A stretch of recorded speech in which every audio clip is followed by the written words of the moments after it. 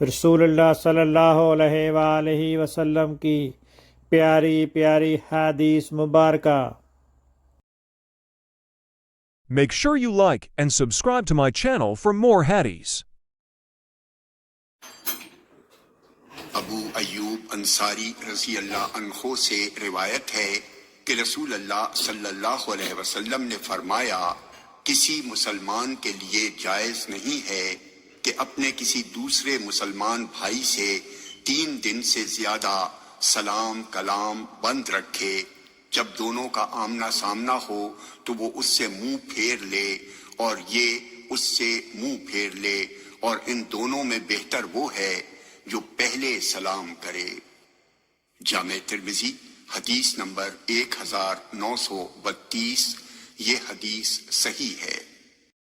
اللہ تعالیٰ اس کے چہرے کو روشن کرے جو حدیث مبارکہ سن کر آگے پہنچائے۔